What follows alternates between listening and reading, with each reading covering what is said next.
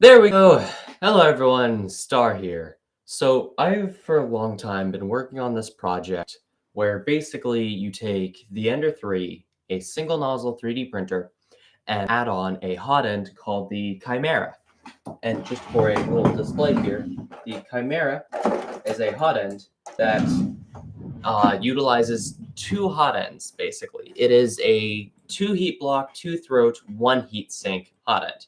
This is the heat sink for the Chimera. You would have one color in here, one color in here. This is the heatsink for the Ender 3 stock. One color in here, tiny little heatsink. This project has brought tons of complications because you have to take a mount for these holes here, and you basically have to just file that down. You have to get rid of it essentially. And I'm actually gonna have to do that on stream, I just now realized. So there's gonna be just a solid 5 minutes of awkward filing. That's fun. Probably should have thought about that a second ago, because what I'm going to be doing is I'm going to be taking my old Chimera setup, which essentially is untuned. It's not perfect. And also the plate that I've done it on is now bent to hell.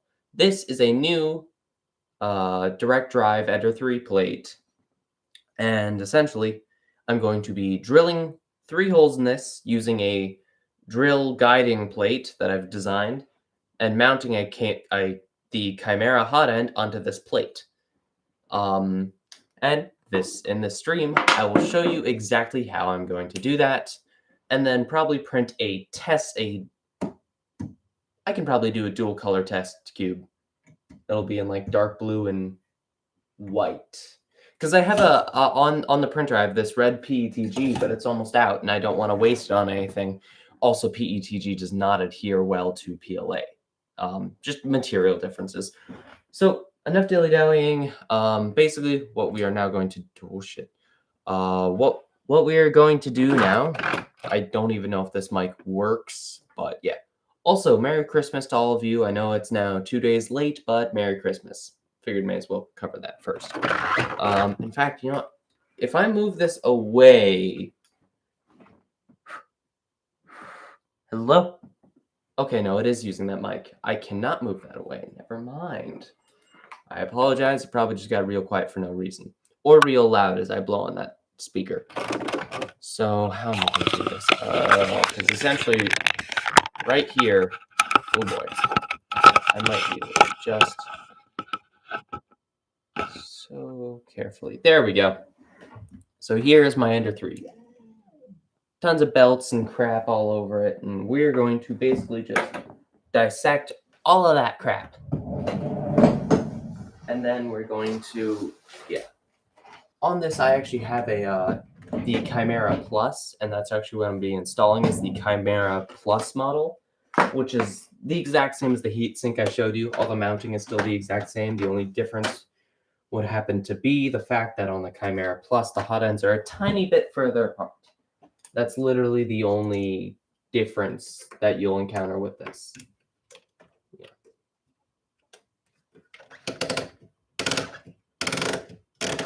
I have to loosen the belt so I can take off this whole carriage, basically. Ugh. I actually need to replace this belt tensioner now, because it's been sitting here a while now. Yeah.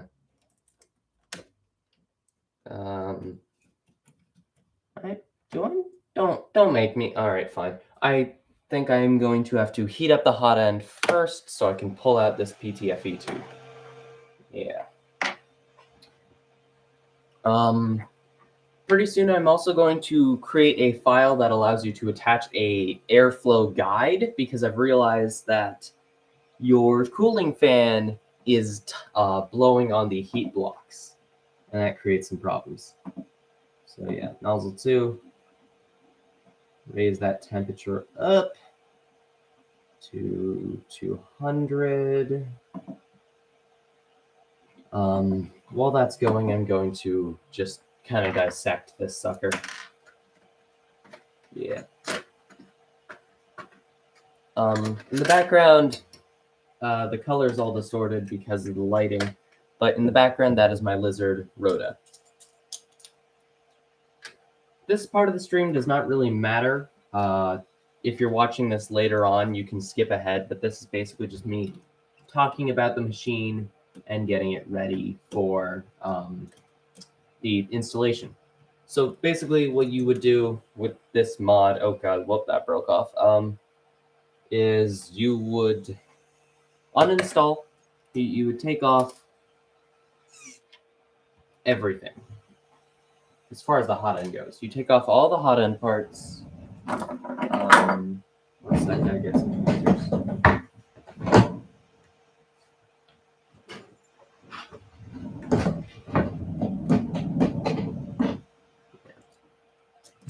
There we go. All right. Well, you can turn back off again, as you are no longer necessary to this process. I'm so desperately trying here. Come on. I do want to point out the fact that while I'm not going to do this on stream because mine is already done, you will need a file or a Dremel kit, which is the preference, because otherwise you will be doing a lot of filing in order to fully install this mod. Or at the very least, you'll need a modified fan duct. The reason being is because the Chimera is a much wider hot end than the Ender 3 is fitted for, unfortunately. Yeah. Normally, I would tell you, oh, you'll need these screwdriver bits and such and such parts, but really, I don't know all the measurements that exist.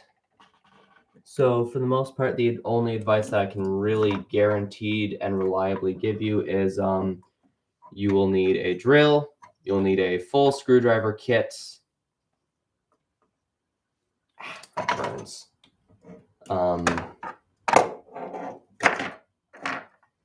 Yeah, you will need a drill and a kit of some of the smaller size drill bits, M3 size-ish. Unfortunately, if you're in the US, most drills come in inches and diameters of that sort. So just translate that how you will. There's my clippers. Yeah. I'm unfortunately disorganized as hell, so this is going to suck a lot. But I'm trying. I'm going to try. Heat sinks. Because I've now showed you guys one more time. This will be close to what we're installing. Actually, it's on the printer right now. You can see this little heatsink right here is what we're using. So from here, I now need to remove the motors, or the motor. And I can actually just roll that off now and unscrew bit by bit the entire extruder setup.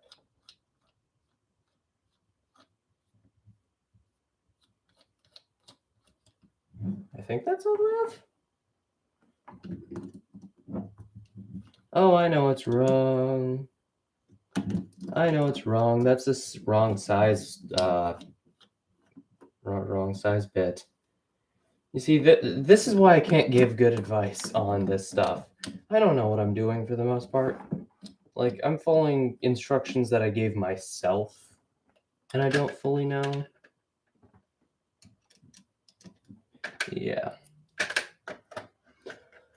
But for the most part, everything here is pretty universal because it is literally, it's the same mounting plate as the Ender 3. I did my absolute best to keep everything stock. And that's the main selling point for this thing, is stock. I am actually going, I'm currently hunting down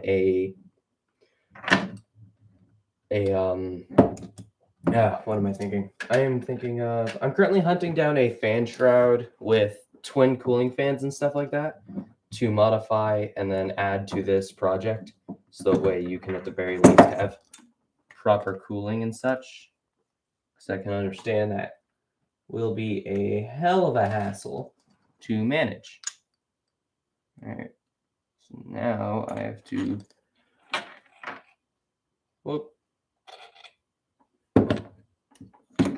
So now I have to figure out how to remove this screw right here. But yeah, the main issues I encountered with this is I use direct drive as my secondary extruder setup. So basically I just use the old extruder plate along with my direct drive hot end setup. And that kind of did what I needed it to do. Yeah. I would recommend using a resin printer for this. If you have a resin 3D printer, it is highly recommended that you use that for this because basically the spacer plate is right up against the hot end heatsink, and that creates a few issues in the sense of basically being right up against the heatsink means that it could start to melt. So this is printed in resin, which bizarrely enough still has a smell even though it's been sitting there for quite a few months. That's interesting. But I'm going to pretend it's fine. Yeah. Up here, I have a Titan extruder. That is my recommendation. Titans have pretty good grip. The motor's not engaged and I cannot pull out the filament without turning the gear. Yeah.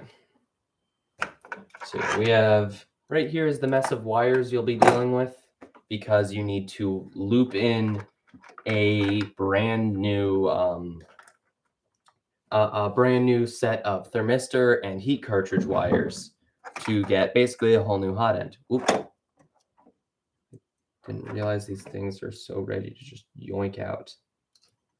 Whew.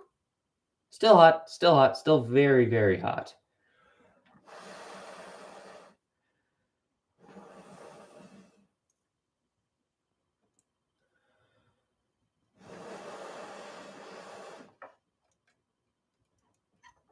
Yeah, so that's still toasty. That's good. So this is essentially what it looks like when you're done. You'll have the original mounting screw holes filed down, and you'll have 3 holes drilled in that plate.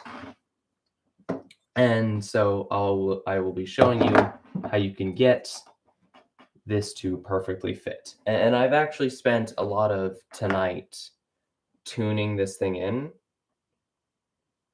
pretty well, all things considered, I guess.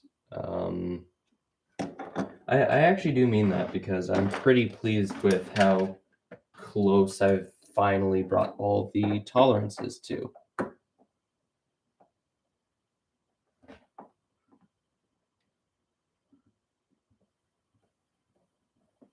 Yeah, just a warning, if you get a Chimera, sometimes they're made of really crappy materials. Or you get a grub screw that has a broken side. Or 2. I've had 2 of the grub screws on this Chimera break. And in my previous Chimera, I had all but, I think, 1 of the adjusting screws strip to the point where I physically could not use the hot end anymore without basically drilling into it brand new mounting spots, which was a pain. Yeah, and that was I think the same brand that made that Chimera hot end that I showed you earlier.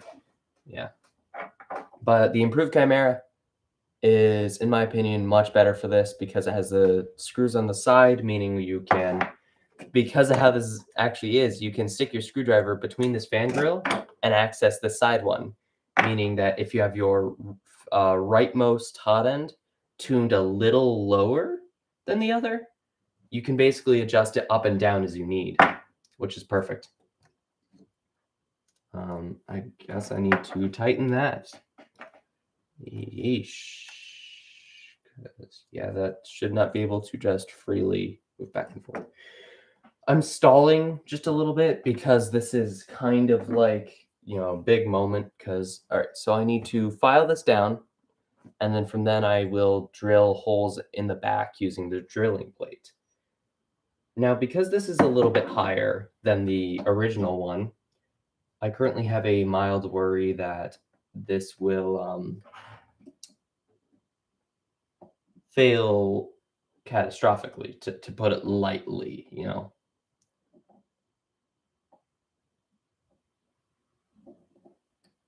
And the reason I have this fear, it is very valid, is because it might encounter where the heat blocks are going to be cooled. What?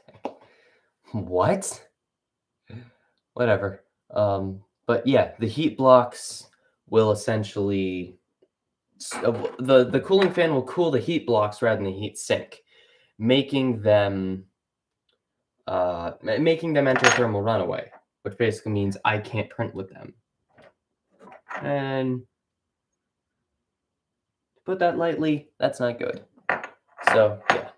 So I'm gonna grab the file down the blocks, and we're gonna see if I can actually get this to work. Where's my damn file?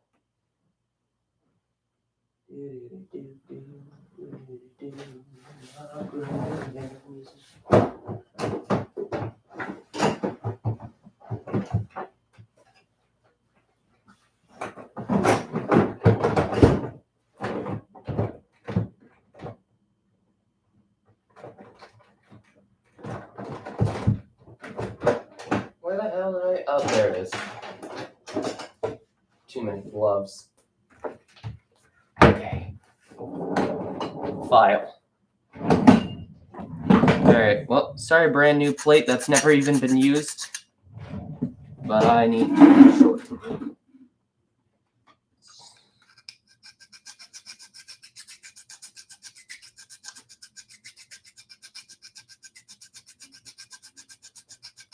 Man, that looks weird. Okay. I'm filing.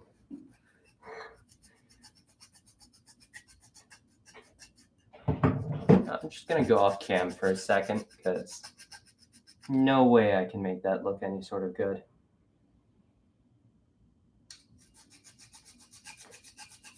Yeah. So I guess while I'm at this, I will talk about the Chimera project.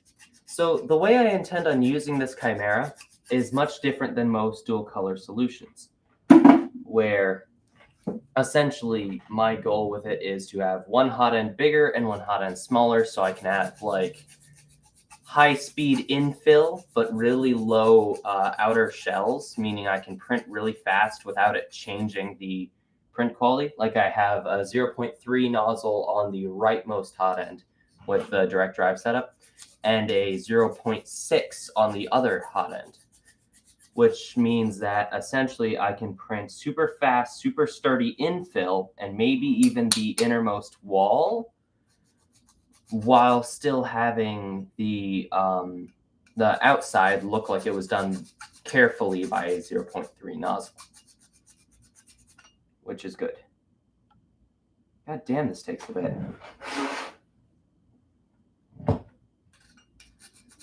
Yeah, but you will also have to do this, by the way, with this mod. You will have to file down the mounting plate just a little bit. I've tuned it in a little bit more, so it's only a few millimeters you have to file down, but yeah. So as I was saying, another pretty good benefit to this is also the fact that you can print with multi-material. My best advice is if you don't feel like paying for something like dissolvable supports, I'd recommend going with PLA and PETG. Those two filaments they just won't meld. I'm not going to go into the scientifics of it because there are videos displaying this, but they do not melt together. You could literally stick them and mix them together, molten, and what you'll end up with instead of a mixed filament is essentially a plating of sorts, or an amalgam, basically. It'll be a mixture, and they won't bond at all, meaning you'll have something that's very unreliable as a material, which I would imagine is not what you want. But that means it is perfect for printing, say, a PLA model with PETG supports, because the supports won't adhere to the PLA, which is good. So you can print super, super dense support and just be able to break it all away. really satisfyingly. Ugh. I actually have this almost all the way down. That's nice. All right, flipping over the file now. I want this done and over with. But yeah, and even better is using the other technique that I talked about. You can 3D print with super wide nozzle for the supports and infill, which you don't need to adhere to the model very well and don't need high detail. Meanwhile, you have a 0.3 nozzle with your actual, printed part material, resulting in a high quality model with as steep overhangs as you want because supports don't care. This looks pretty much good. Gonna file down just a little more. And then after I'm done with this, wipe it down with a paper towel. Yeah, just as a recommendation, metal shavings ain't gonna work in a printed part. So dust and clean carefully. That looks good. I'm gonna take a paper towel, wipe this down. Boom. Better. Okay. Now we take our trusty drill.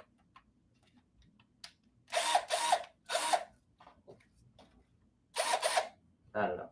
Sorry, I had to. All right. And then from then you figure out what drill bit is going to fit an M3 hole, because these are all in dumb American units. Yes, I'm saying Americans are dumb. Come at me. We are. As an American, I can deem that we are incredibly stupid. We have quite well become the laughing stock of many other countries. But that's politics, and we're not here for politics. I'm just babbling because I'm bored. Jeez, I actually cannot figure out what to do here because I cannot tell the width of this stupid frickin' thing. Okay, yeah, this is M3 size. That's good. It doesn't need to be exact as well. Like, it's okay if it's a little too big, because basically we're going to be taking screws, sticking them through the holes, and then screwing them into this, because this actually has threads. But being much, much closer does mean that you have better tolerances and it's less likely to wiggle. So now you take your drill, stick your bit in, wrong direction, ensure that the bit is in, and then from then you will drill. Because, okay, so I've printed out the drill plate. This is called the drill plate. This is the plate that you mount attached to basically the little spindles that come out, little spindly bits that come out that would be used to mount the fan shroud. Oh, shit!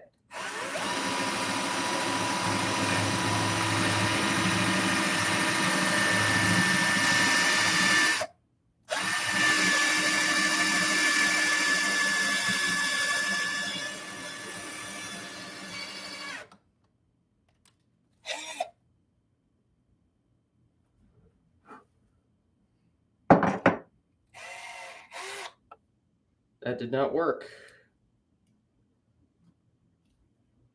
I cannot tell you why that did not, but I can assume that it is because this is not screwed in, but just friction held in. You can screw it in, like that's why there's an opening there. I did not, and that has now screwed me over gratuitously. So I'm actually going to, oh god damn it. Okay, there we go. I almost lost a screw just now. That would have been absolutely heartbreaking. I may or may not have been able to hold my sanity intact. Yeah. Now, I also feel the need to do this to my Ender 3 because of the fact that the screw holes for the fan shroud have become strict over time. And I've basically been using one screw just kind of sitting there, holding it in place, and the other one I have mounted to a nut on the back that's not like glued in place or anything like that. So anytime I have to take off the fan shroud, I have to unscrew it from the nut, pray that the nut doesn't like fall into a, I don't know, a dark corner that I'll never find it every time. You know, and unfortunately that's my story. So I didn't actually drill all the way through this. That is a hassle because now I have to continue.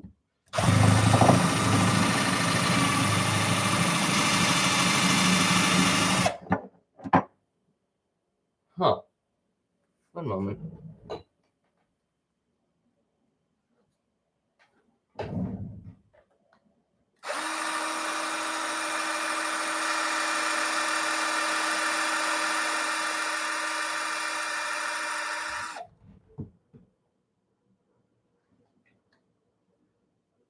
Okay. I can try flip it around and do it from the other side now.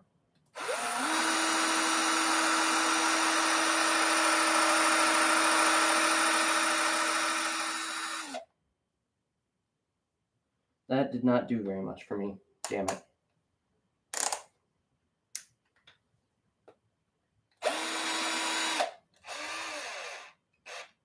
Oh, that's because I'm backwards. Oh, that's embarrassing as hell. Okay. Oh, unscrew. I tried to drill into my pants.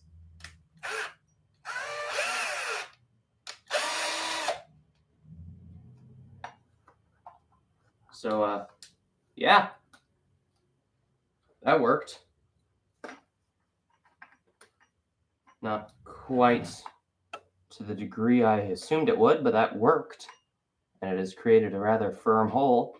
So that's good. Yeah. Jesus. That scared the hell out of me. Like, goddamn.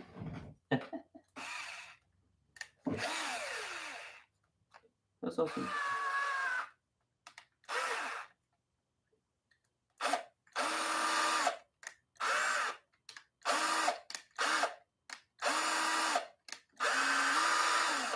I'm so scared of like drilling my freaking hand right now, so I'm like back and forthing it. I'm also trying really hard not to screw up the positions. I also realize that you might not even need the drilling plate, but it is much better, in my opinion, to have that than to just kind of have it be torn up.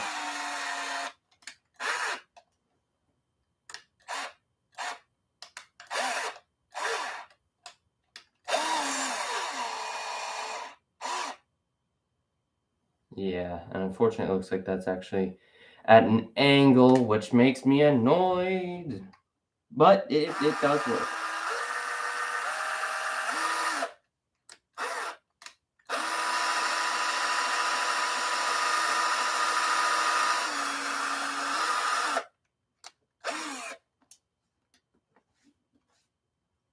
I might just want to reprint the mounting plate. Just, you know, just to be safe. Yeah, I don't know why I'm doing this. 1 second. I can screw in the mounting plate as well. Like shooting myself in the foot with a cannon here. One second to actually find a screw I can do that with, though.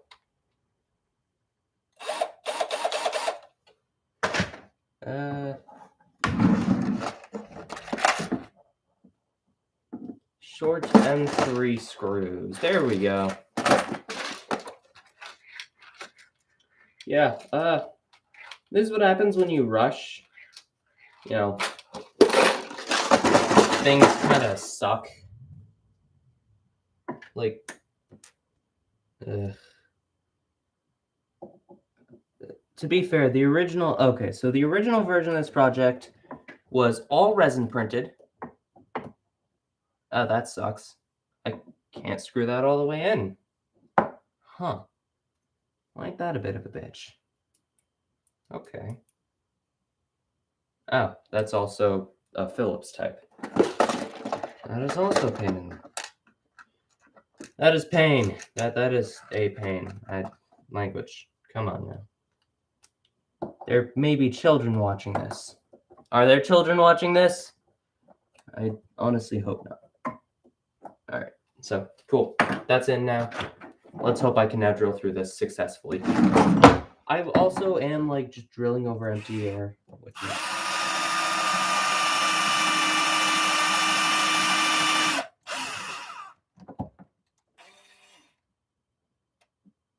I haven't worn the bit down yet. No.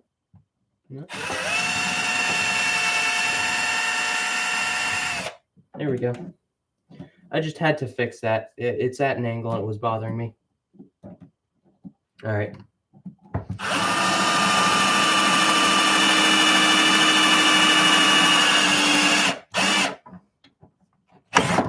Holy shit. There we go.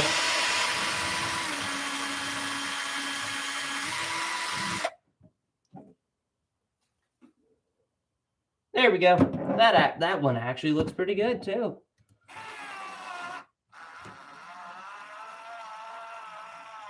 Start off very, very slow. You see, this is actually how you'd be able to do this. You start off slow.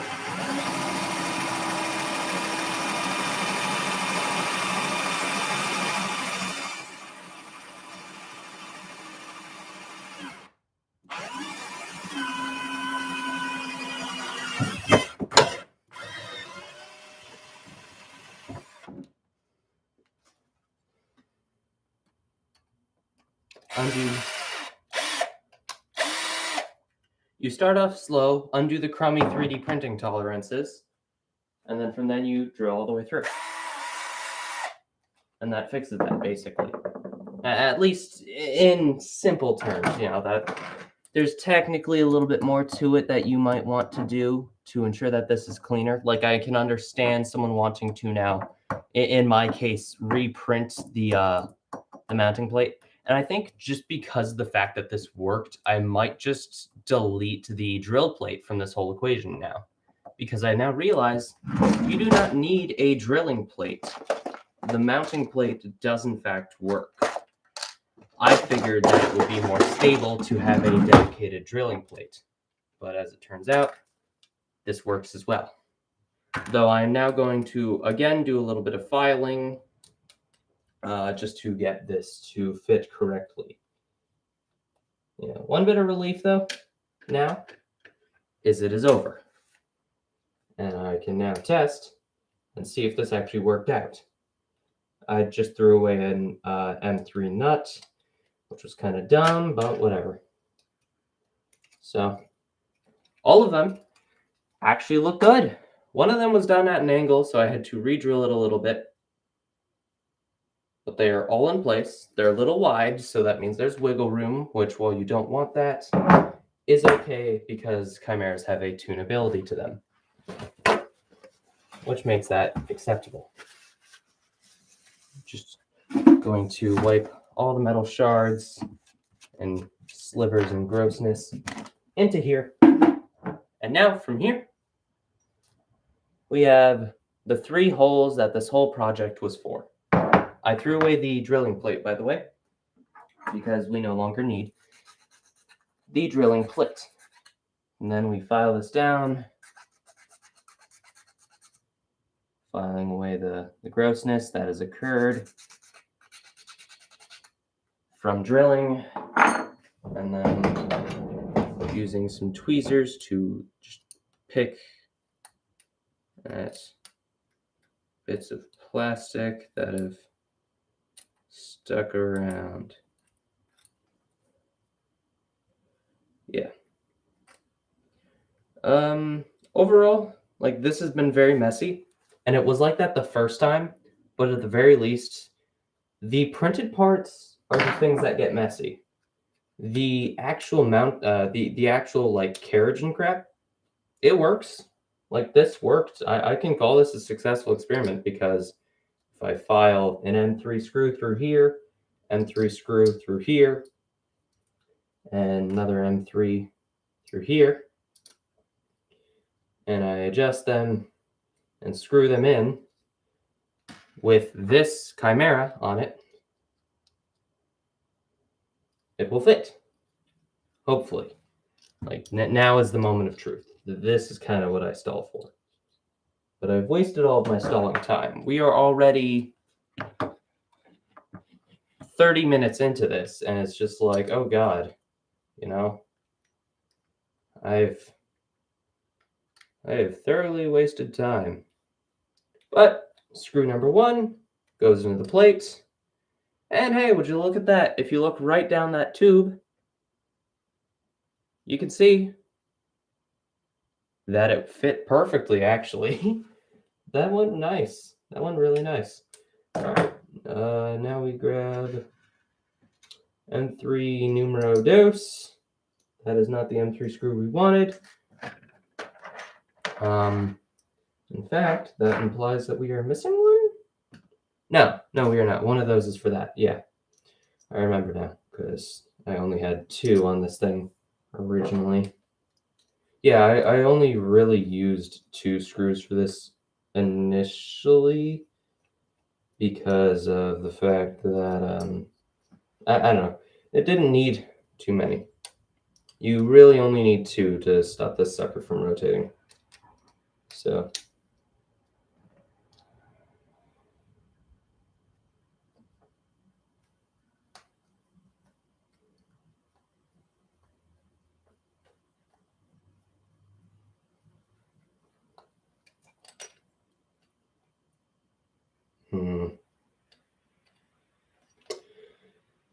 Unfortunately, it looks like this thing has come off slanted due to some errors.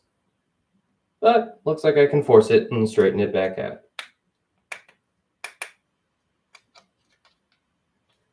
Does mean that one screw looks like it just got stripped. And fuck. All right, one sec.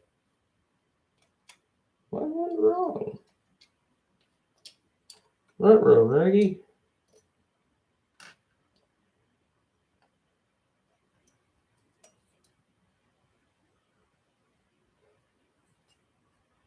Yikes. Yeah, I can go with the left one. The left one actually looks aligned correctly. And then just skip the other one. Yeah, that's way better. Okay, that's better. Though I do need to now replace this screw because I've stripped it. Damn. Yeah. Overall, I can say that this is technically a success. Because it is. And no one is allowed to tell me otherwise. Or I will come for you. Sleep well. And actually,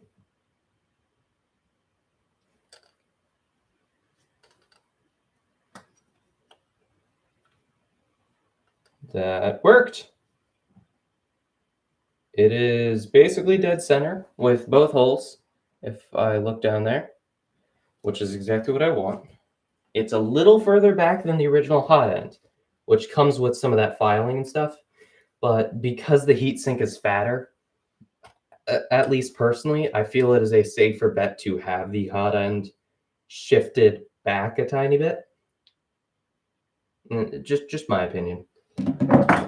Being that I made this on Tinkercad, I would say this went very well, though, because naturally, Tinkercad is not meant for engineer level projects and various other engineer level designs.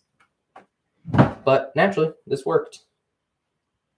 So now I have the issue of this PTFE is actually a hair long. But I will figure out how much longer it is by first. I guess I have to install the extruder. I'm a little discombobulated. I didn't expect this to actually go very well. Oh wow, that's really close. I have a decision. Assemble the hot end and assemble the extruder last. I think I'll do that. So, yeah. Oh boy. Eccentric nuts of this thing are such a pain.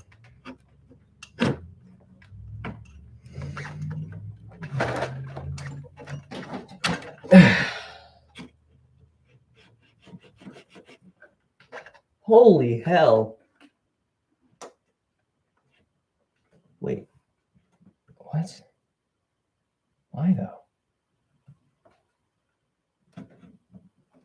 is that scraping? All right, let me take a look at this thing then. Ow.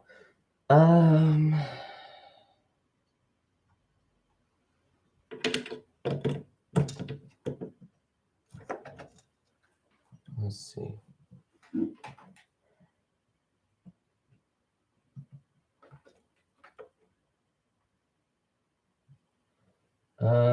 Just looks like the nylon nuts on this one are smaller. I'll just kidnap it from this and call it a day. Yeah, but basically what I just did was the whole step of the Chimera. You place the drill plate. You use the drill plate for what it's intended for. You throw away the drill plate. You attach the mounting plate. And then you're done, basically. Yeah. Well, now I actually just have a spare carriage. Anyone want one? That's a joke. I don't feel like paying for shipping as business has been slow. Yeah. But I genuinely do think that this is a valid solution because this still means that you can keep all of your old Ender mods. This doesn't adjust at least right now, this does not change anything to do with any of the other Ender parts. Which is why I've nicknamed it a vanilla mod, because it is literally just mounting the hot end. You know, it's like a basic hot end swap. At least that was the intention of this mod.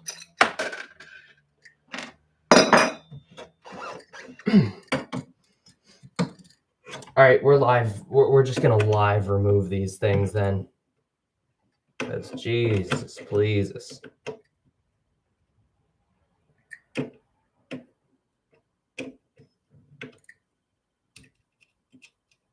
Nylock. These little nylon basically locks.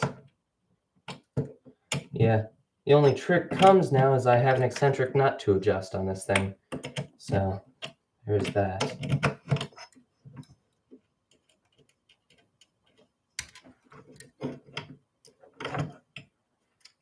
Or I won't. I can just straight up get away with not doing that. Huh. How convenient. Yeah, it looks like these are way flatter. Yeah.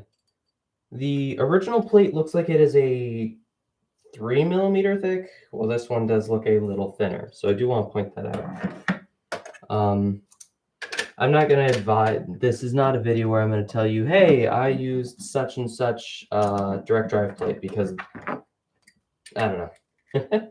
Yeah, but in my opinion, the best part of this mod is I'm literally using a direct drive plate right now with a Chimera. And I have been. If you check the post on Thingiverse, which I will link in the description of this stream later, I will link the original Thingiverse post that led to this live stream being made, which conveniently enough worked out. Though the Chimera looks slanted and it's bothering me a lot.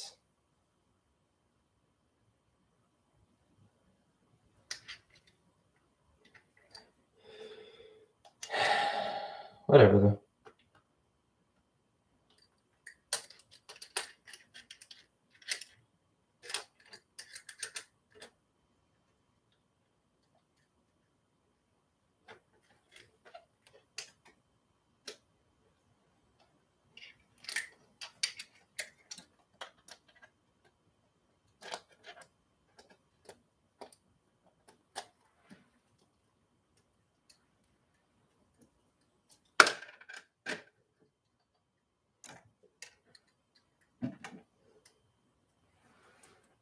Yeah.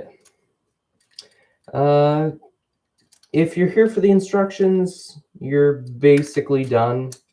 Beyond this point, I'm just going to do a quick bit of tuning to see if I can check and see if everything still works. Because if not, we have a problem on our hands. where I may have just taken a perfectly good printer and screwed it up. Another good reason why I'm doing this, space. The original direct drive mounting plate that I used is way, way bigger. Ergo, way, way more annoying to deal with.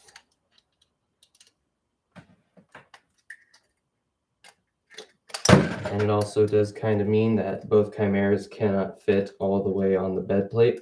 That is one thing with this mod, is it does take away a little bit. Well, no, it doesn't take away your build space. Just one of the Chimeras cannot always reach both sides of the bed. So that is another thing to consider when installing this, is you're not getting full range of the bed. You're instead getting partial. So yeah, keep that in mind.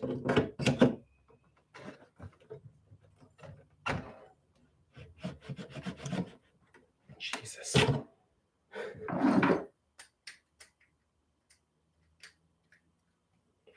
The eccentric nuts on this thing are way tighter than they should be. And I don't have a way of adjusting them, it looks like.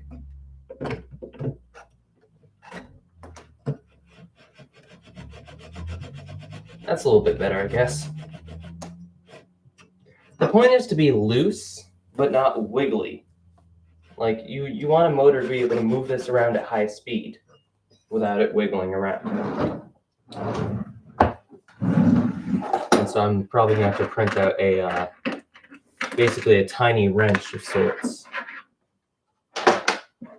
Because my wrench is too wide to actually fit there. How interesting. Yeah, okay. Now we take this gross mess of crud and put this up under. Take this, push it all the way up. Screw you all the way in. Perfect. Take this, take this, push this all the way in. Take this, push this. Holy crap, that's perfect. That is actually perfect. Huh. I like that. Despite it being closer, it fits perfectly. That is very convenient. This has gone a little too well, in my opinion. But for now, I am choosing to trust it. Oh, well, me feeling stupid, that's common though. I forgot that you cannot install this, the extruder, without actually installing the motor first. So, screw in the motor. Oh crap! Huh. What the hell? I bet if I unscrew this a whole bunch, I can screw in. Huh. I did not think that would work. Never mind. That does not work. That is not how motors work. Oh, I understand why it's a problem. I understand the problem.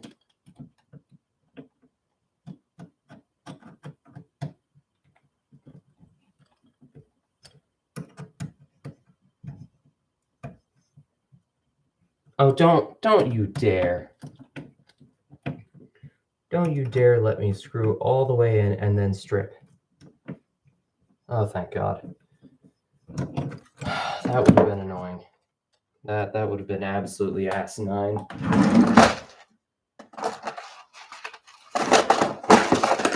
Essentially, because this plate is thinner, I need a shorter screw. Like this one? It's like a millimeter thicker, or thinner, sorry. The old one was a millimeter thicker. Please. Oh, perfect. Nice. That's nice. That makes me feel happy. Yeah. I was expecting this to be absolutely infuriating and I would like cry on stream or something like that, which would be embarrassing, and I don't think it's something I have not done before though. Don't go looking through my channel for a star cries on stream. If I have, I've deleted it.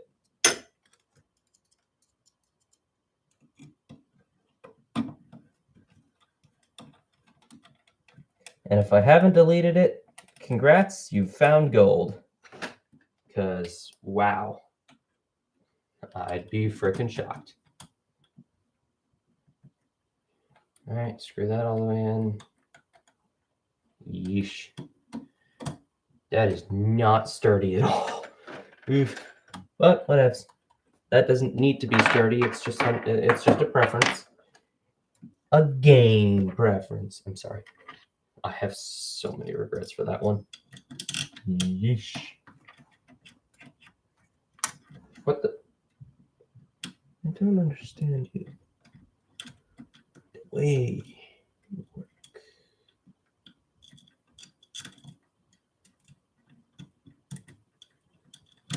There we go. I need a bigger bit. Not by much, but a little bit bigger.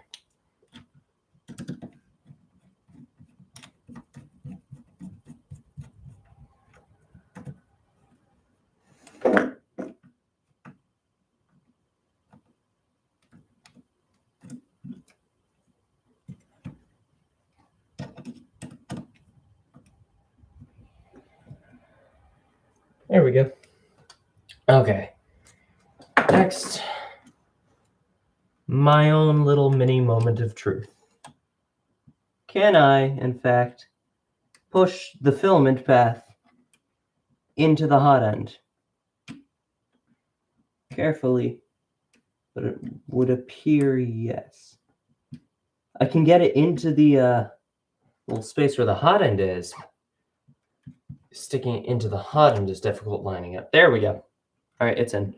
And now I'm not going to actually push it much further until I have the everything else here. This motor, this heat block, heat cartridge, because for some reason that's unscrewed. Ah, shit.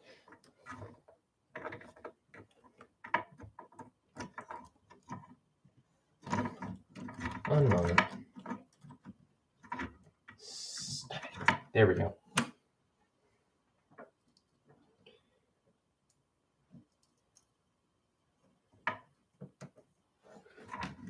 Oh.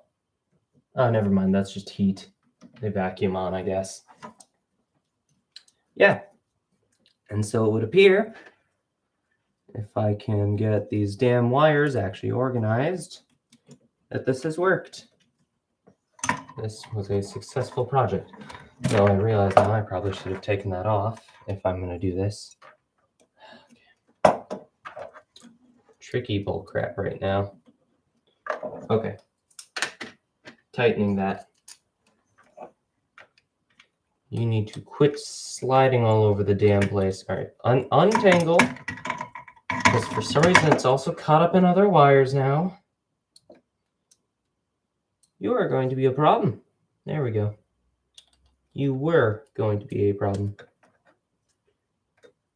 Never mind. That is hot plastic in place. Cool. So you are going to be a problem till I heat you up. Now I have a choice. Do I just let it sit there? I use this hot end the most, though, so I should probably heat it up and try and do that. All right, one sec. This will suck, but whatever. I need to heat it up so I can actually, like, screw this down and tighten it. While we're here, I would like to mention that I also own an Anycubic Mega S. If you're considering getting your hands on one, I would recommend taking a look at the Anycubic Mega S, as it is a very good printer with pretty good performance. It does need some minor modifications, and in my opinion, basically a full board and screen swap is recommended because of some various issues. it's good to see that all the thermistors and heat cartridges are still working and have not shorted out, or some other fun adventure has happened. I've had quite a few issues happen with this mod, because you basically now have risk of a hot end clogging or something like that doubled. Like any potential hot end issues you could have now have double the chance to occur. Okay, stop eating.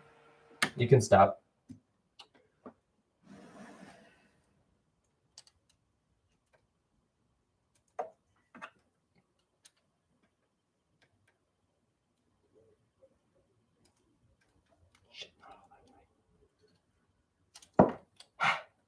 Fuck.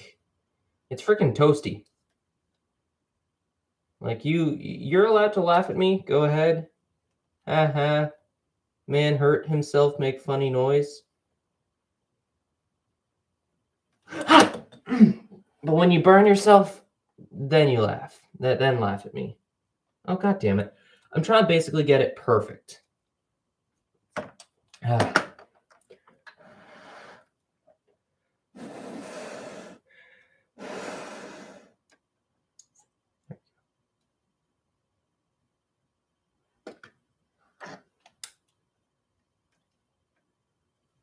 There we go, finally. Ugh, that was annoying. But yay, it's over now, sort of. Alright. Ugh, wire mess. Why are my wires a mess? Well, I know exactly why. Every time I take off these freaking hot ends, I'm threatening a mass mix-up. I've continued to burn myself. That was not obvious. These silicone socks, though, are a freaking lifesaver. Right, so we can now stick that in. For the time being, I am just going to tighten this in place. But once I have everything installed in here, I'm then going to I'm going to actually tune in where the hot end is. But just getting everything actually in here and installed. And it's okay if the hot end's a little slanted. Like, that can actually, I think, be bent a little bit. Actually, it looks like the bend that I was seeing came from the fact that the carriage is mildly bent itself. And it looks like that's because the eccentric nut is tightened too much. So likely what I'll have to do later on is adjust that. But otherwise, it's actually not bad. So now comes the wiring of the hot end, which is actually pretty easy now. All right, where is the other opening? It's right there. Yeah. Oh, this is going to be nice. Not having to screw this in with a nut at the back. It's going to be good. Every time I've ever had to install this carriage on this thing, oh, that makes me sad.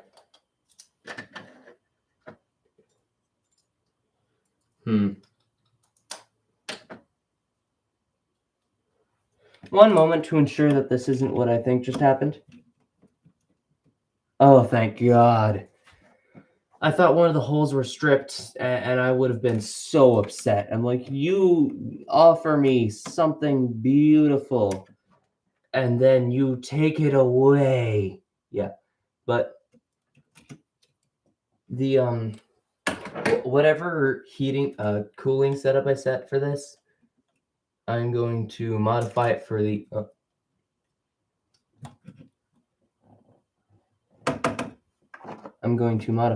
Chimera. Where the frick did it go?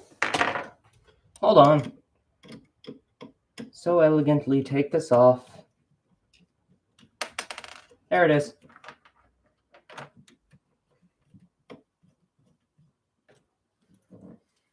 Yeah, that is one very tricky part, is I would recommend putting on the left hot end's PTFE last.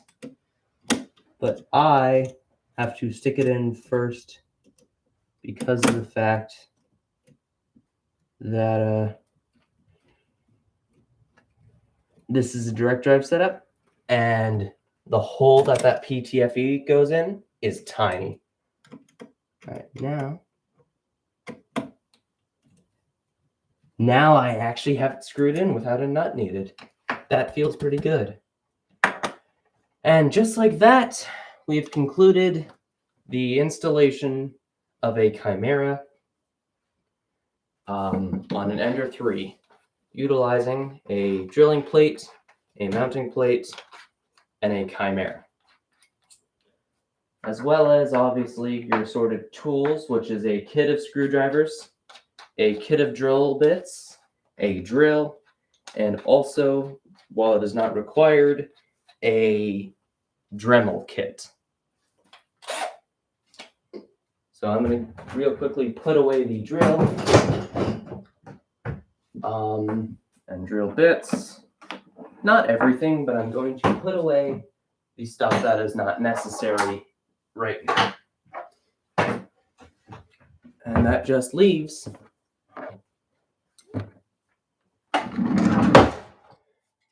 our screwdriver kit so we can tune in the hot end. So I guess now this video is educational on how to tune in the Chimera hot end. Yeah. Or should I just end it here? I don't know. Oh, I actually need to still install this and put away the old nylock nuts. So that's fun.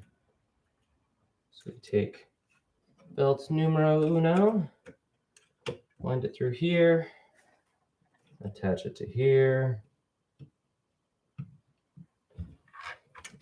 Belt numero dos.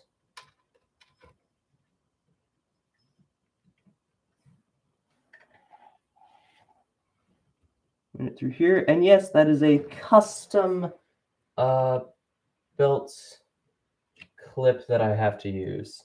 Why? Because originally, while doing this mod, my old belt snapped. So did a part of me, honestly. That day, I think a little bit of myself may have also snapped.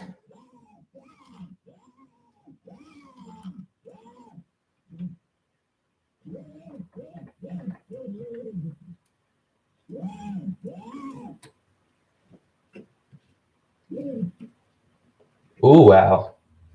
All right, that's tight.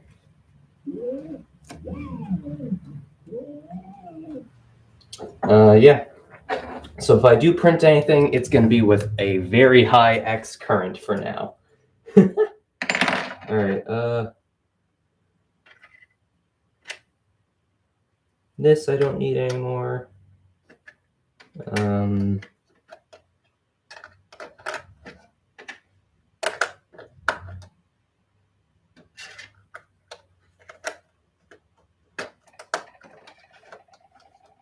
This one I do need.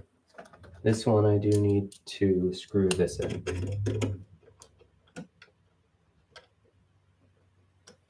There we go.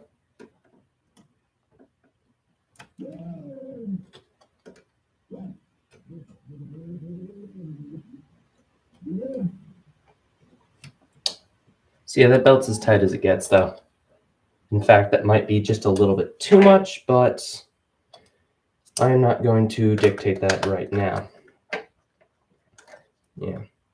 So normally the first thing I print is a calibration cube, but given the situation of this thing, the first thing I'm going to print out is going to be a wrench, a mini wrench, basically. So one moment. Will this still be running? You know what? Just not going to risk it. I'm going to leave this open right here. So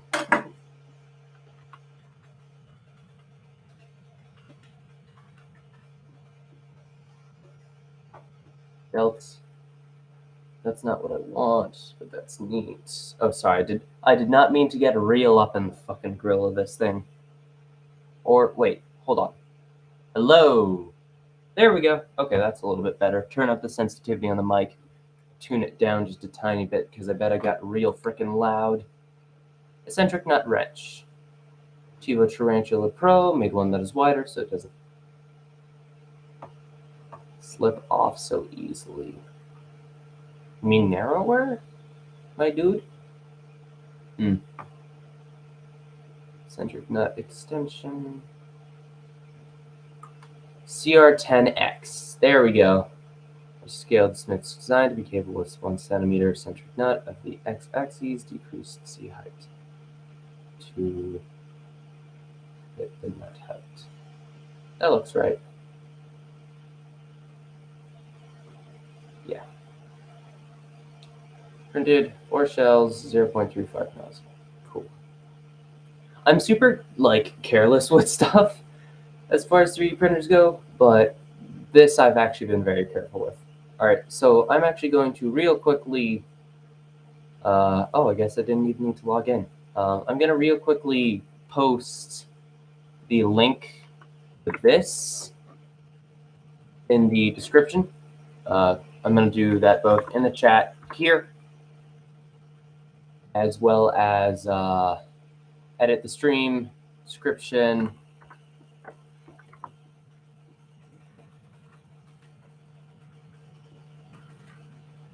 There we go. All right. It's now in the description. Oh, frick. We're good. All right, so I'm going to... Okay, so it is strong enough. That's a good sign. It is strong enough to move the x-axis the way I need it to. And wow, the hot end is way higher up now. Yeesh. That is bad, honestly. So yeah, printing out a adjuster is definitely going to be needed, because let me just see if nozzle 2 can even heat up right now. So let's set a target to 200. And let's see, 27, 28, 29. We'll let that heat while we get our file set up. So eccentric nut wrench, yeah. Close all that. Open Idea Maker. I use Idea Maker, by the way, because it's very good with dual color and stuff like that. And also, in my opinion, it's reliable. Cura feels like someone who's done a lot of research on 3D printers, but does not own one. Idea Maker feels like it is made by someone who owns one. That's freaking loud. Okay. So then we will take this out. Oh, wait, whoops, I actually did that wrong. I always forget to set this to the correct nozzle. So, thanks. Yeah, I'm not going to do a screen capture because I have no clue how to do a screen capture, but I can assure you, as soon as I do know how to on YouTube live streaming stuff, I will. Shut up. Jesus, that's loud. All right. That looks appropriate. Yeah. So essentially what I now have to do is I'm going to... Okay, so it's currently at 187 degrees, heating up pretty slowly, but it's heating, which is good. And so basically, now what I need to consider is creating a part that will basically just create a steep angle for the airflow to go from the fan into the hot end while leaving the heater blocks out of its mercy. Because imaginably, it's being a bit of a bitch right now. So I will post that. I will finish that and post that project part tonight. Yeah. But hey, it worked. I shouldn't be as surprised as I am because it already was working.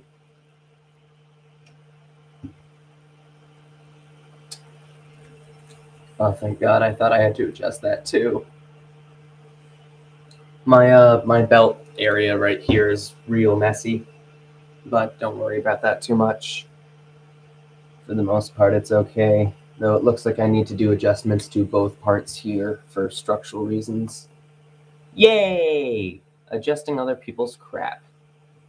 Alright, close Cura. No, don't save changes, because it basically, not Cura, Idea Maker. That's one thing. I wish it would stop giving me that stupid pop-up every time I try and close Idea Maker. Alright, we're currently at 201 degrees. Print from media. CR10,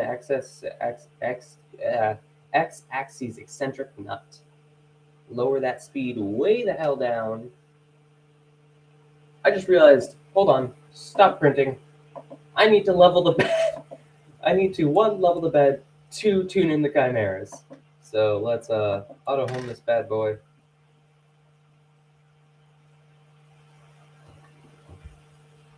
Oh my God, this again.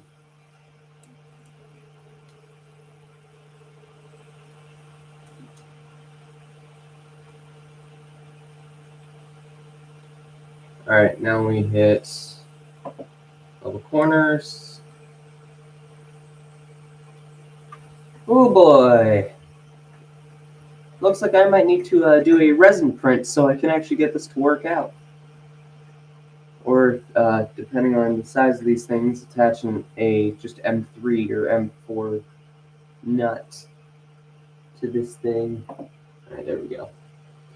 At least the hot ends are way higher up now, so I think that has some benefit to it. I don't know, we'll see. Boy, isn't that a warped bed. There we go.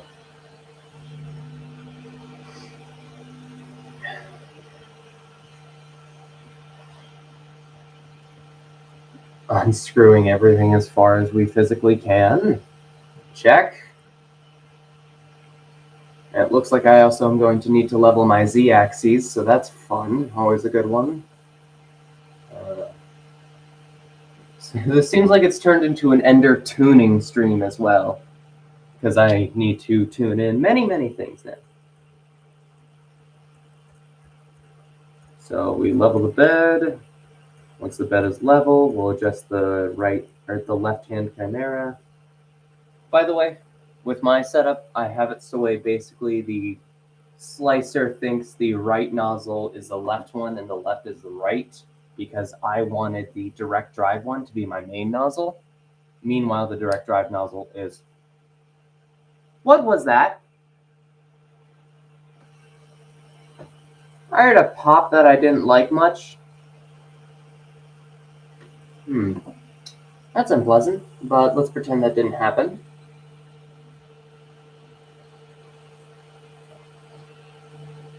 All right, looks like this thing can actually handle moving about 5 millimeters. That's good.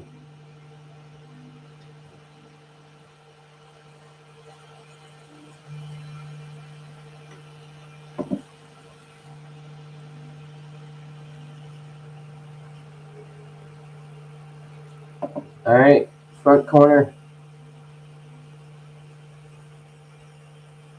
Looks good, all level. All right, now we will move the x-axis.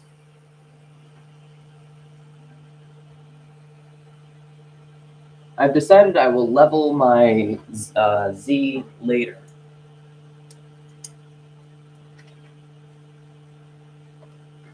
Oh, I bet I know what that noise was. I think I just lost a tiny magnifying glass that I never actually used. But I keep it around because it's a part of the kit anyways. Whatever. Alright, get in here without killing it, please.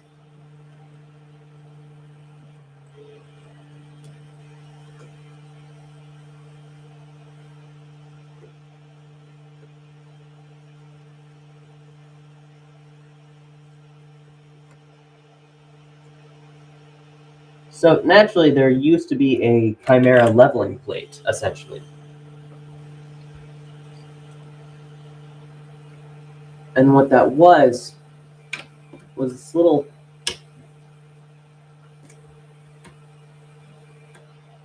doodad you could attach to the Chimera. And wow, this thing is angled just perfectly for me to not be able to get to it. Okay, that's annoying. I know what I can do. All right, so lift the Z up. Oh, whoops. That's why. Lift the Z up. Set this underneath the nose lay.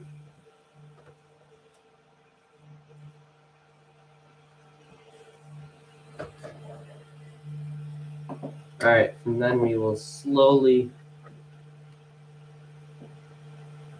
inch it down until they are essentially touching it. Right there.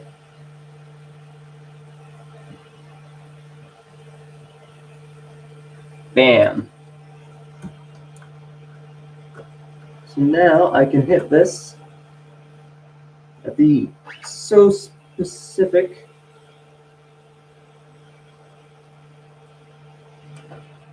angle that it needs.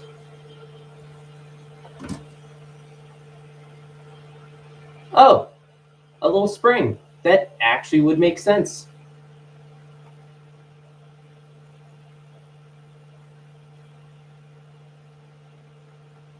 Huh.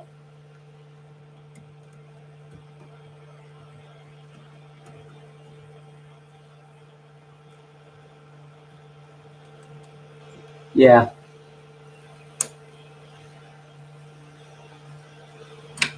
There we go. All right. Oops, lift it. So I can actually take that out. All right, cool. Now we will auto home.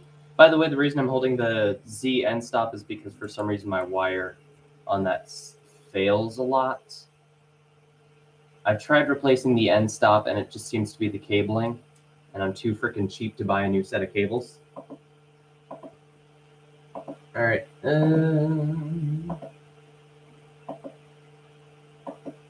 Actually, move that forward another bit.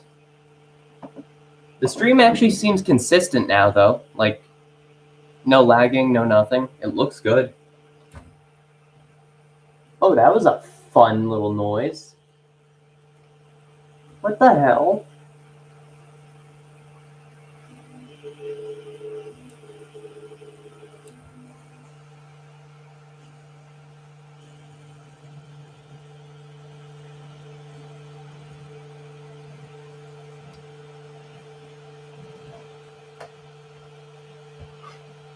That's weird.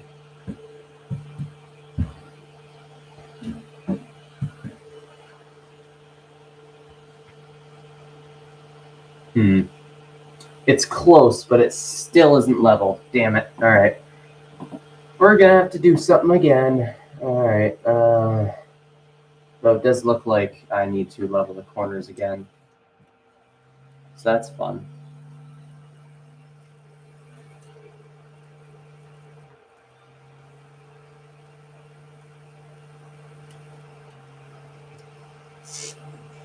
I don't know why that fan keeps stopping. Next.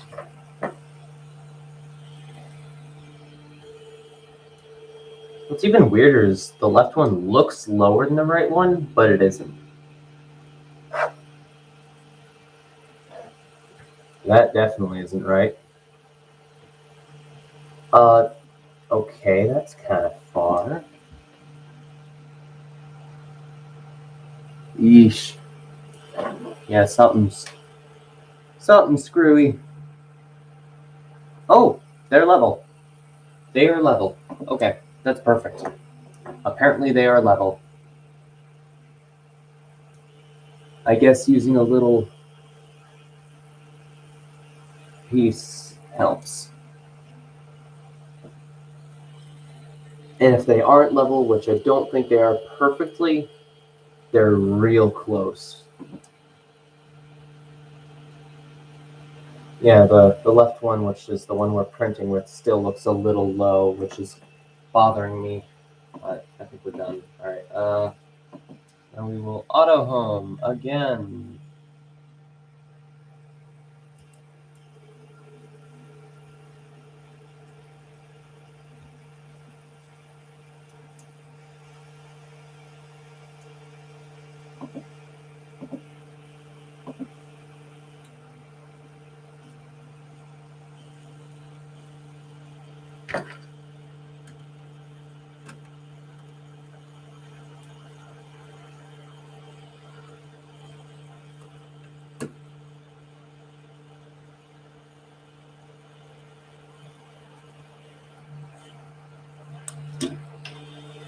Okay, good. I should move it forward a little bit further.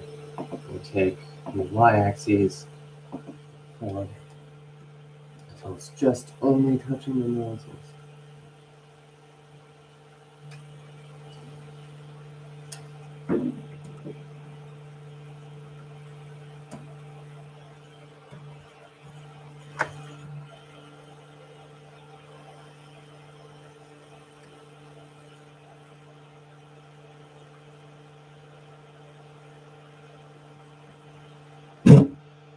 Oops. There we go. It looks like the left one is now just a hair lower, but just a tiny bit, which is good. I did not mean to do that. I meant to auto home.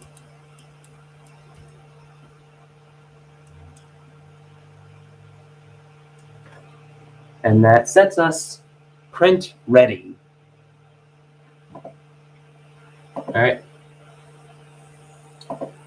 And now we pray. I will say that my the nozzle we will be printing with is not tuned in all the way. In that the extruder, I don't know why I've done this, but I have refused to give up the fact that the E steps are between 420 and 400, and I'm like trying to figure out exactly where, and I really want to cling to 420. Don't ask. I mean, you can ask, but I will not answer. Yeah, fun stuff. All right, now we wait for the extruder to heat up, and while it's doing that, I'm going to do some stuff.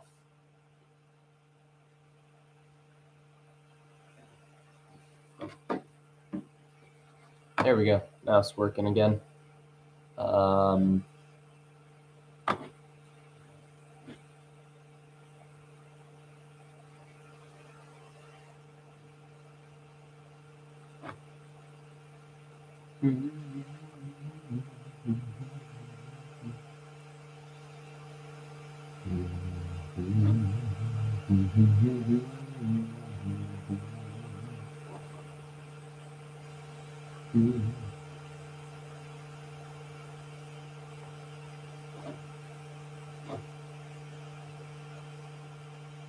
So we've been at this stream for a little bit here. And yeah. Ugh.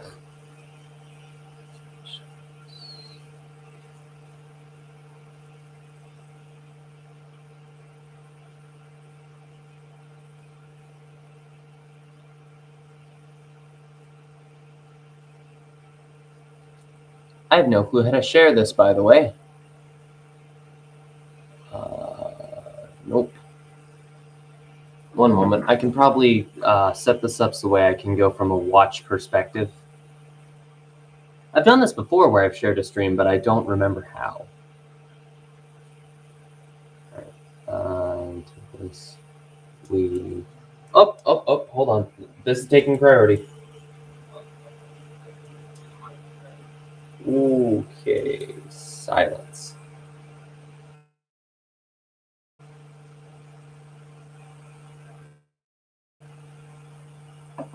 All right, we tune the right nozzle up to 280.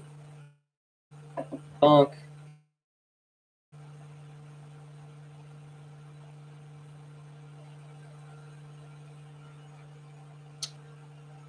Looks like my Wi-Fi cannot handle that real quick.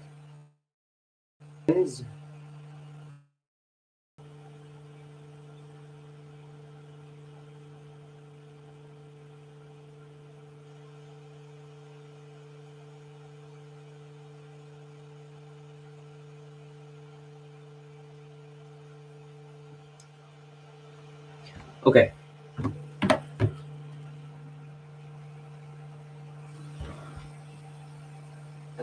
Oh boy. All right. Baby steps. Z, way lower. Okay, never mind. It's not actually that low, but definitely down by like 0.3. I think that would be good. 0.3. Yeah, 0.3. 0.3 looks good. That looks well tuned in. Holy crap! That stuck to the bed. That was an audible like pop. Basically, when I went to push the filament in, it made just a little dot that stuck super aggressively. So that's fun. Yeah. So I guess while this goes, I'm printing this as slowly as I think is safe. Because, yeah, I do not want the X to skip steps or anything crazy like that.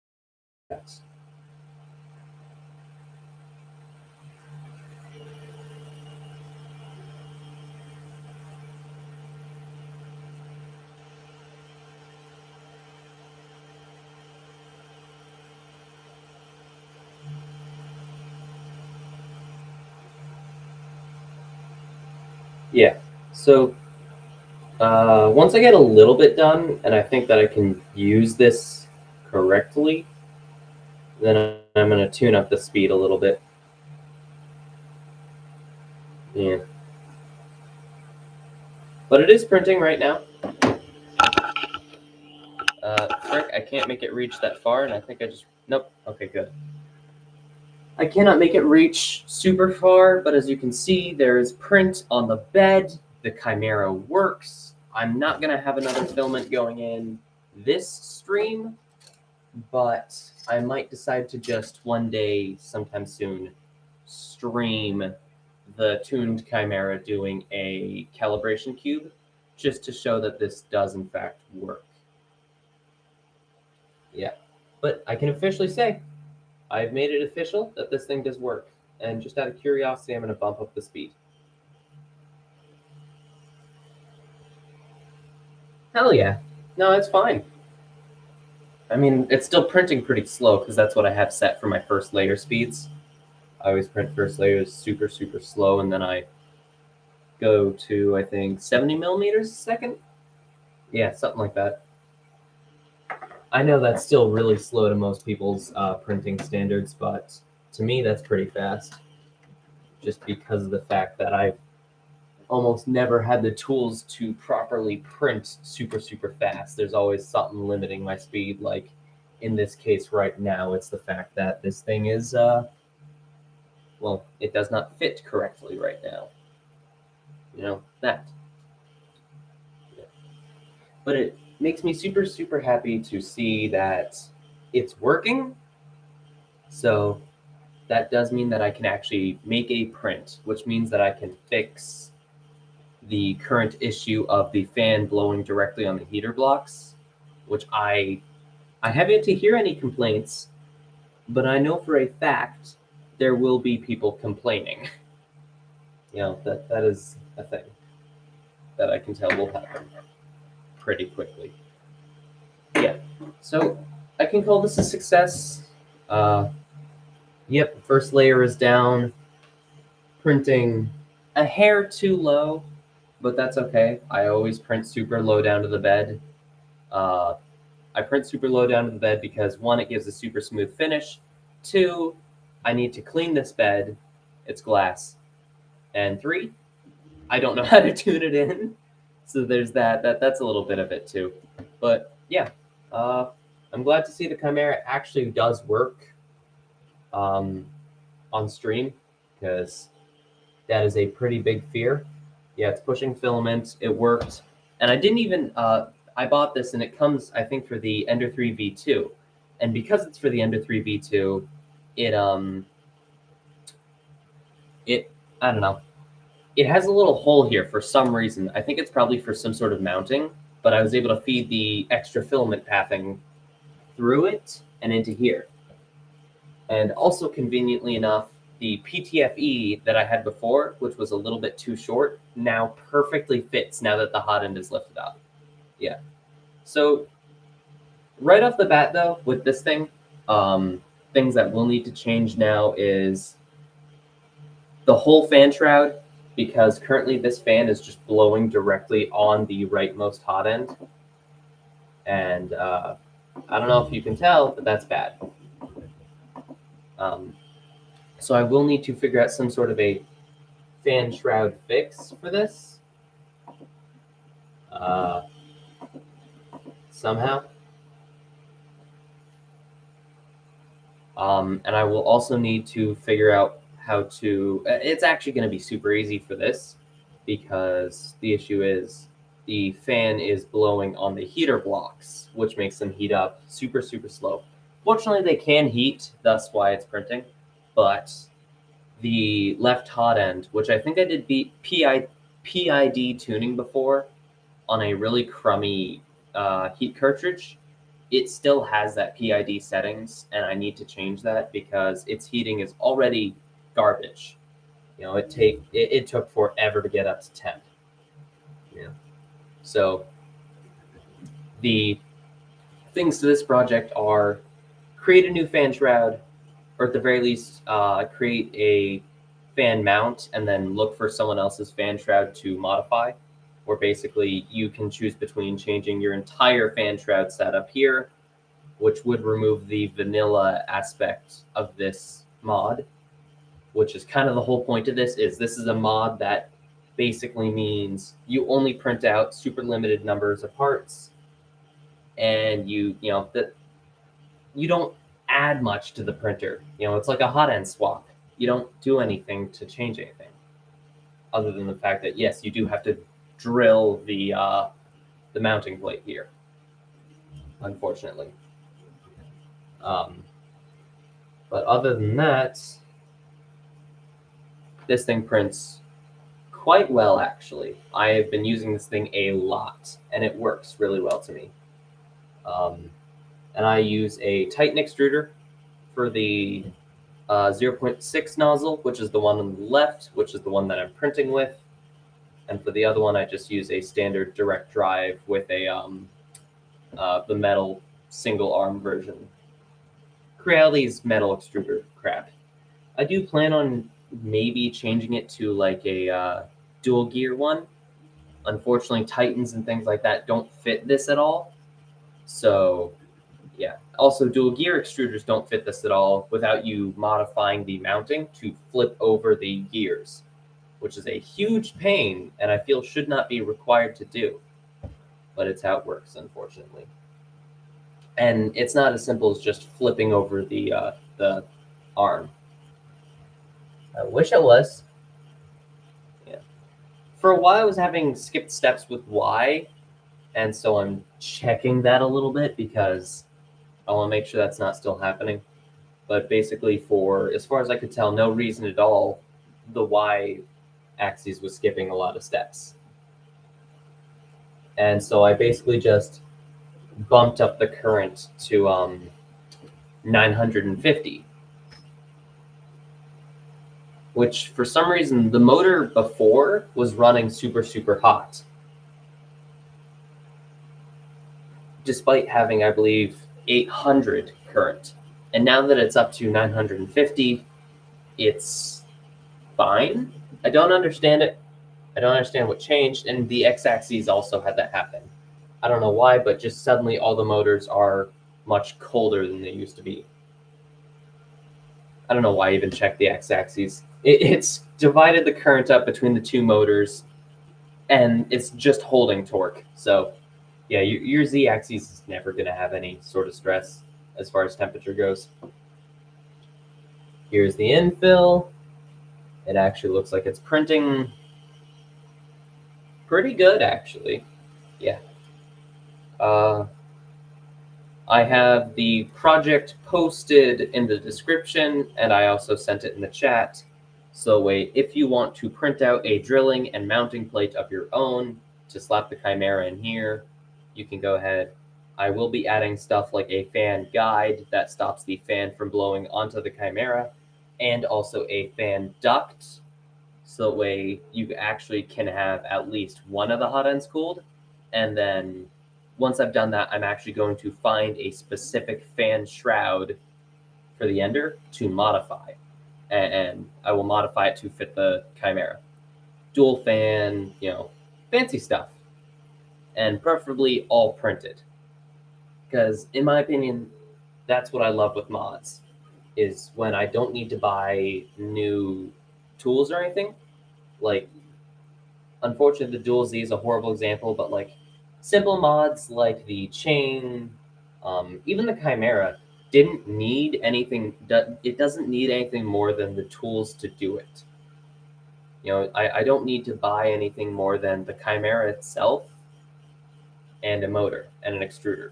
I don't need to buy washers, bearings, crap like that. Which is why I dislike stuff like the single motor Z mods, or single motor dual Z mods, because you usually have to get like a belt up at the top with, obviously a ball bearing, or actually no, they don't use a ball bearing because the point is constant torque. But you have to have an idler, and it's annoying, and I don't like that. I like simple and super, super compact, because my biggest annoyance with 3D printers often is their footprint. 3D printers, I've noticed, tend to have huge footprints with smaller build spaces. And obviously you can fix this by simply taking a printer and upscaling the build space a whole bunch, because then by definition it would be bigger build space compared to the footprint. Like, consider it like an aspect ratio, where say the Ender 3 is 100 millimeters taller than its 250 build height. That means it is, as far as height goes, 350 divided by 50. 350.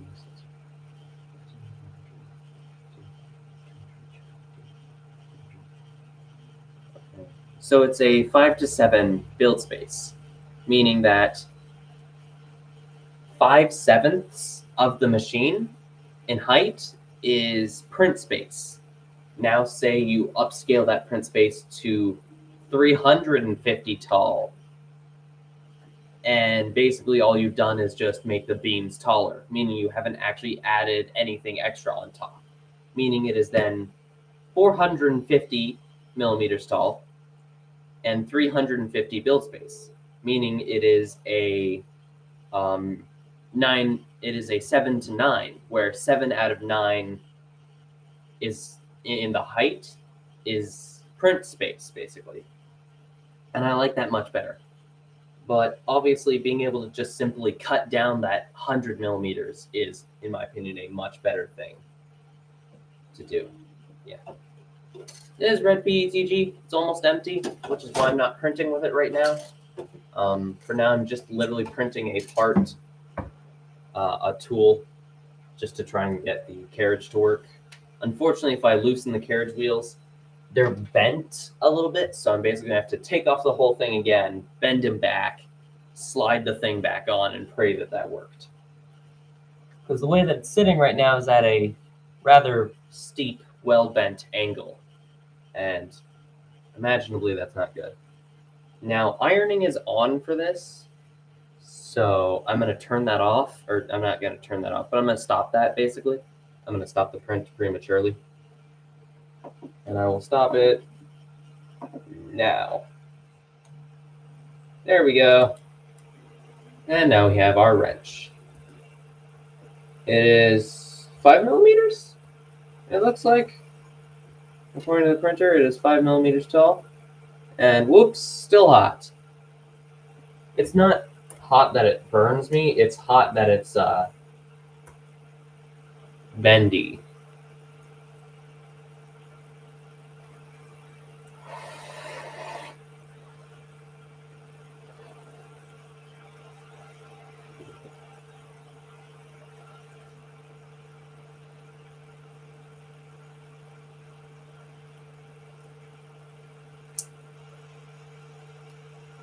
So one moment, I'm going to cut off the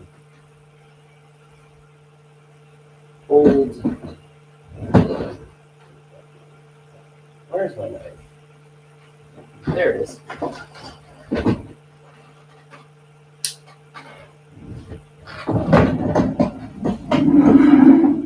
All right, so I'm going to cut off the raft because I'm an impatient SOB.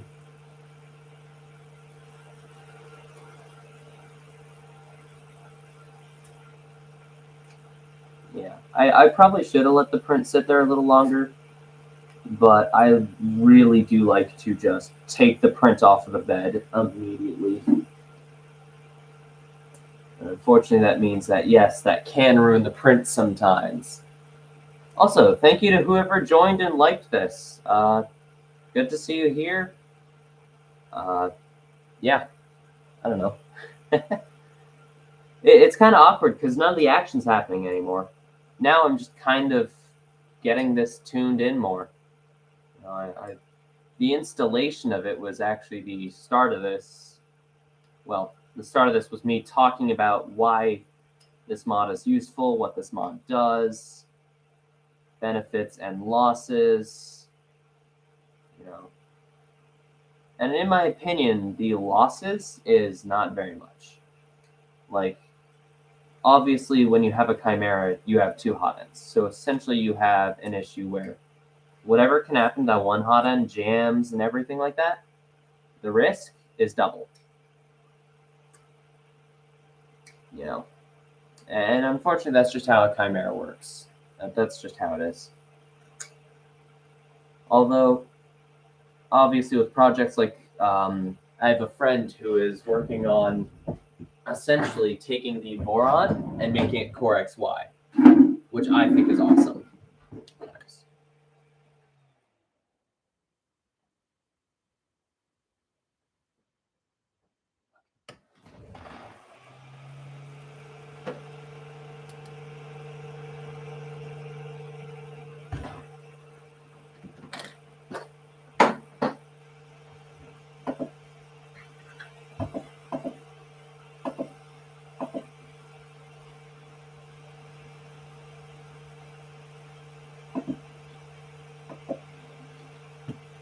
Whoops, that's too high. Lower that down a little. Because, frickin' yikes. Yeah, that's still way...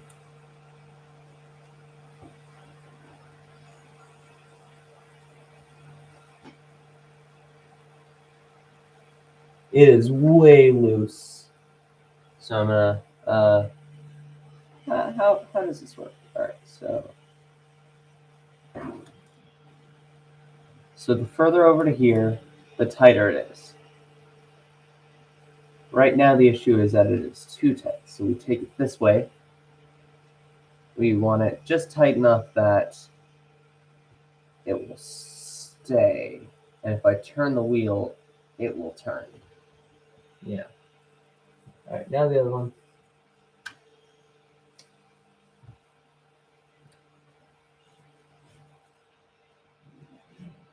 Oh, that's better. Oh, that is way, way better. All right, now I can actually start to tighten it.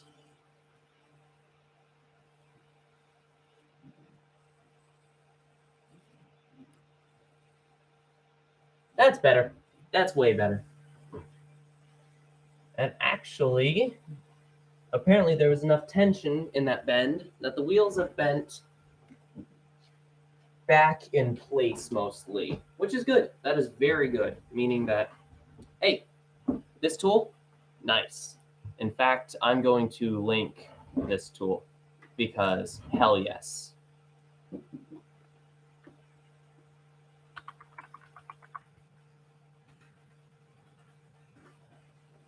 right, so eccentric nut. Under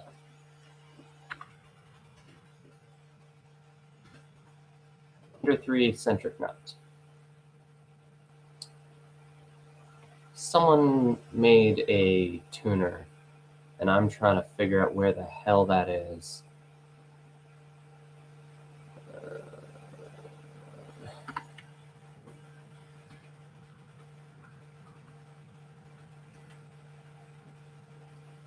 Oops. There it is. Here we go. All right, so we have this thing. Yeah. So anyone with an Ender 3 who needs an eccentric nut tuner, got it. And then I'm actually going to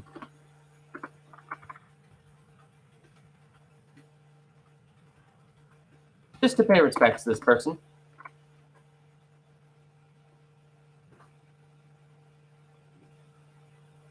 And okay, cool. But hey, we got a working print. Oh, it is a wrench. Top surface needs a bit of work, but that's just because my E steps are too high. X and Y looks good. Horrifying amounts of elephant's foot, but once again, E step problem. And I intentionally dropped this, I think, to 90. No, I had this at 100. That's right. Yeah. Obviously, elephant's foot wouldn't be so god awful if I actually put in the effort to raise my build height, but I'm an anxious son of a gun, so I'm not going to. But I believe with that, I have proved that the Ender 3 Chimera conversion kit works perfectly. It prints, and the only things that I think I need to change. There we go. Okay. Ender 3 Chimera conversion kit worked. There we go. It worked really, really well, in my opinion. Yeah, I think it worked really well.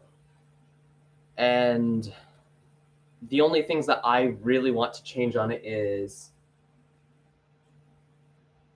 currently the cooling fan, the part cooling fan, does not work. It just blows on the rightmost heat block, which imaginably is not very good. Yeah. So right now I'm just pulling all the wires into the little wiring arrangement that I have made. Yeah.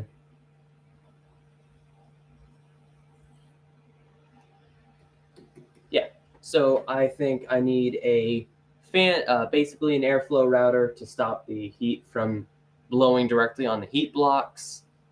And I need a working fan duct, a part cooling fan, because yeah, it is just only blowing right now on the hot ends, and that is a freaking problem.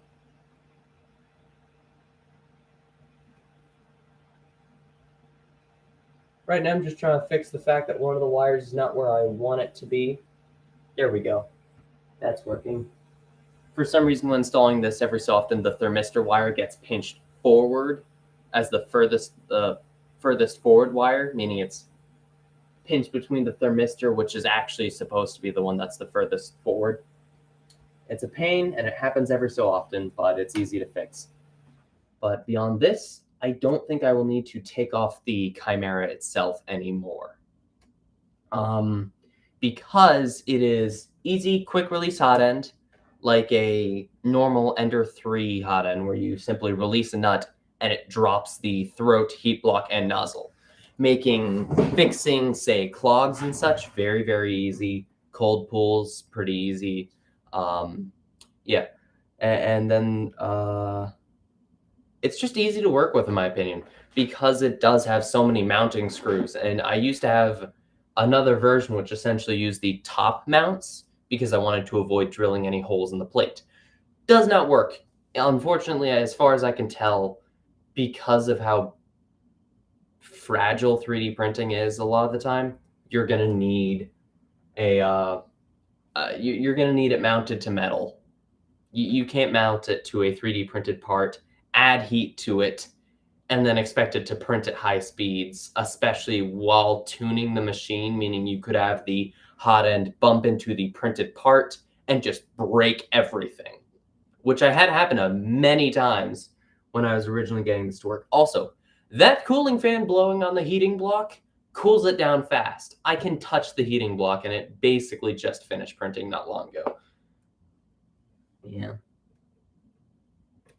Which is crazy unfortunate, but I can fix that pretty easily. And that's basically going to be the last thing I ever have to change until I go for a full on, like, fan shroud swap. Sorry.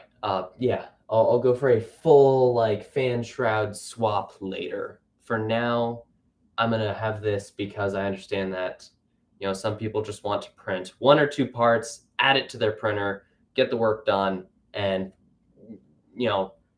forget that there was even a single nozzle to this machine in the first place. And I understand that a lot. And that's the greatest joy of this mod to me, is the fact that it's universal to almost any other mod you can put on the printer. I'm running this thing with direct drive, for Christ's sake, meaning that I'm using the old extruder mounting spot and a direct drive plate. And it honestly, it works really, really well in my opinion. It is really nice just having that level of control over your filament and stuff like that with the direct drive, and then also just being able to print crazy freaking fast with a 0.6 nozzle and then really high detail with the 0.3. And then multi-material aspects to it, where you have like PLA as your supports, PETG is the main part, stuff like that. Various aspects you can abuse with multi-nozzle and multi-material 3D printing. Multicolor is really nice as well, but if you wanted multicolor, you probably should have gone for the Cyclops, which this is technically universal to the Cyclops. Like, all you need to do is just take off the two hot ends and slap on the Cyclops. Don't even need to unscrew the heatsink. Don't need to change anything, because the Cyclops is just the Chimera. The heatsink is the exact same. It's just the fact that it's one big old heat block with two throats going into it and one nozzle, versus this, which is two heat blocks, two throats, two nozzles. Basic changes like that. Yeah. But yeah, I think that's all for now. Chimera, some things to fix, but in my opinion, I've been using this thing for a while now. And once you have it tuned in, it's really convenient, especially right now, because I have a Anycubic Mega S that is currently not working at all. Well, it is working, but it works for 10 minutes or so, and then we'll stop printing. Fun times, fun stuff. All right, well, I will see you all in the next video, stream, whatever I decide to do. Bye-bye.